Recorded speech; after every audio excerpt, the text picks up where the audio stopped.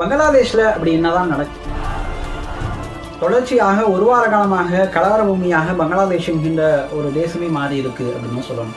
ஒரு இளைஞன் படுகொலை செய்யப்பட்ட அந்த காரணத்துக்காண்டி அங்கே இருக்கக்கூடிய இளைஞர்களும் மக்களும் போராட்ட களத்தையும் கலவரமாக இன்றைக்கு மாற்றியிருக்கிறார்கள். பல்வேறு ஊடகங்கள் தீக்கிரையாக்கப்பட்டு இருக்கிறது. பல்வேறு அரசு ஊழியர்கள் தாக்கப்பட்டிருக்காங்க. இந்தியாவினுடைய தூதரகத்தின் மீது கல்வீச்சு தாக்குதல் நடத்தப்பட்டு இருக்கிறது. பல இந்தியாவினுடைய இளைஞர்கள் கொலை செய்யப்பட்டிருக்காங்க அப்படின்ற செய்திகளை தொடர்ச்சியாக இந்த ஒரு வார காலமாக பார்த்துக்கிட்டே தான் இருக்கும். அப்படி என்னதான் நடக்குது, யார் அந்த இளைஞன் என்கின்ற நிகழ்வை வாங்க இந்த வீடியோவில் பார்க்கலாம். நான் உங்கள் ஐக்கிய தமிழன்.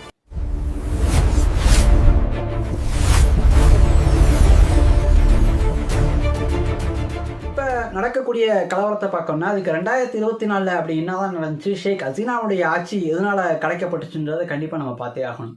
எதனாலனா 2024 நடந்த அந்த கலவரத்தினுடைய தொடர்ச்சியாக தான் இன்றைக்கு நடக்கக்கூடிய கலவரமும் அமைஞ்சிருக்கு அப்படின்னு சொல்லி சொல்கிறாங்க. 2024 பொறுத்த வரைக்கும் ஷேக் ஹசீனாவுடைய ஆட்சி என்பது மிக மோசமான நிலைமைக்கு தள்ளப்பட்டு அன்றைக்கு இருந்த அரசாங்கமே கலைக்கப்பட்டுச்சு அப்படின்னு தான் சொல்லணும். அன்றைக்கு அவங்க கொண்டு வந்த ஒரே ஒரு சட்டத்தின் காரணமாக முன்னாள் போராட்ட வீரர்களுக்கு அங்கே சுதந்திர போராட்டத்தில் ஈடுபட்ட அந்த வீரர்களுக்கு அவங்களுக்கு இடஒதுக்கீடு அதிகமாக தரேன் அப்படின்ற முறையில் கொண்டு வந்தனால அங்கே இருக்கக்கூடிய இளைஞர்களுக்கு வேலை வாய்ப்பு கிடையாது. அந்த இடஒதுக்கீட்டின் மூலமாக அவங்களுக்கு தான் சலுகைகள் அதிகமாக இருக்குன்னு சொல்லி அங்கே இருக்கக்கூடிய இளைஞர்கள் போராட்ட காலத்தில் குடிக்கிறாங்க. அப்படி போராட்ட காலத்தில் இருந்த இளைஞர்களை அப்படியே போராட விட்டுருந்தா கூட பரவாயில்ல. அன்றைக்கு இருந்த அந்த ஆட்சி பெரிய ஒரு ஒடுக்குமுறையை ஏற்படுத்தி ஆவரமாக மாற்றி அங்கு பல இளைஞர்கள் கொலை செய்யப்பட்டாங்க. அந்த மாணவர்களுடைய போராட்டம், இளைஞர்களுடைய போராட்டம் என்பது மக்களுடைய போராட்டமாக அமைஞ்சு பல்வேறு இக்கட்டான சூழ்நிலைக்கு தள்ளிச்சுன்னு தான் சொல்லணும். அப்படி அல் ஹசீனாவுடைய ஆட்சி ஒட்டுமொத்தமாக கலைக்கப்பட்டு அங்கே இருக்கக்கூடிய அரசு அதிகாரிகளுக்கே பாதுகாப்பு இல்லாத நிலைமை போய் பிரதமருக்கே பாதுகாப்பு இல்லை அப்படின்னு ஒரு நிலைமையாக மாறிச்சு அன்றைக்கு 2024 நடந்த கலவரம் என்பது. 2024 ஆகஸ்ட் மாதம் அங்கே பங்களாதேஷ்லேருந்து நம்முடைய இந்தியாவுக்கு அங்குள்ள பிரதமர் தப்பி ஓடி வந்து அடைக்கலம் தேடி இப்போ வரைக்கும் நம்ம இந்தியாவில் தான் அடைக்கலத்தில் இருக்காங்க. அதன் தொடர்ச்சியாக தான் அன்றைக்கு அந்த போராட்டத்தில் இருந்த ஒரு இளைஞன் தான் உஸ்மான் ஹாதி அப்படின்னு சொல்லக்கூடிய ஒரு இளைஞன். அந்த இளைஞன் அந்த டயத்தில் நடந்த போராட்டத்தில் மிக மிக போராட்டத்தை முன்னெடுக்கக்கூடிய வகையிலுமே அந்த ஆட்சிக்கு எதிரான கட்டமைப்பு அடக்குமுறையை எதிர்த்து போராடக்கூடிய விஷயத்தை தொடர்ச்சியாக பண்ணிக்கிட்டே வந்தார். அந்த போராட்டத்துக்கு ஒரு முக்கிய புள்ளியாகவும் மாறினார்.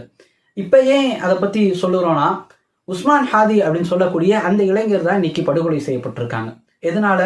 வரக்கூடிய 2026 பிப்ரவரி மாதம் நடக்கக்கூடிய அந்த ஒரு தேர்தலில் அவர் சுயேட்சையாக போட்டியிட போறாரு அப்படின்ற தகவல் வெளியாச்சு.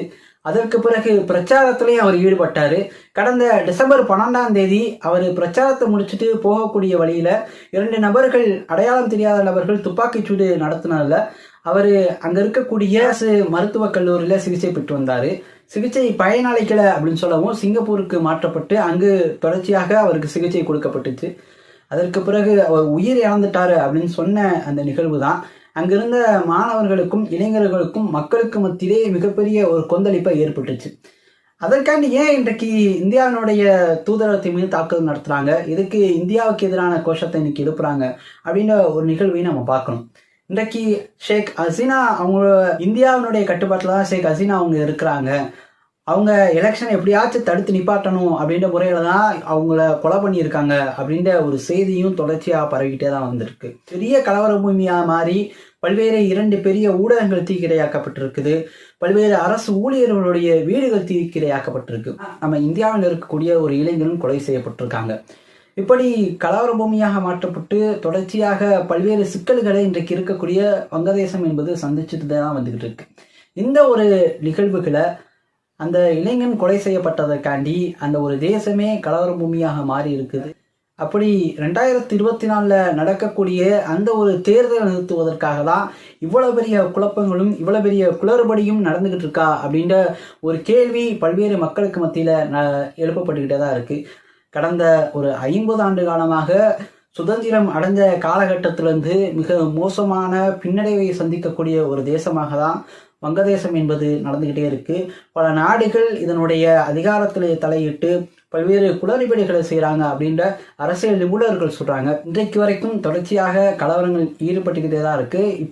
இப்போதைக்கு இருக்கக்கூடிய ஆட்சியில் இருக்கக்கூடிய முகமது யூனுஸ் அப்படின்னு சொல்லக்கூடியங்க, நீங்கள் அமைதியாக இருங்க, இந்த நிகழ்வுக்கு கொலை சம்பந்தப்பட்ட யாருன்றது கண்டுபிடிக்கப்படுவாங்க, கலவரம் செய்யாதீங்க அப்படின்ற விஷயத்தையும் முன்னெடுத்து வச்சிருக்காங்க. ஆனால் தொடர்ச்சியாக இந்தியாவின் மீது அவங்க குற்றச்சாட்டு சுமத்தக்கூடியதாக தான் இருக்குது. இதை பற்றிய உங்களுடைய கருத்துக்களை நம்முடைய கமெண்ட் செக்ஷனில் கமெண்ட் பண்ணுங்கள். மறக்காமல் நம்முடைய சேனலை ஃபாலோ பண்ணிக்கோங்க.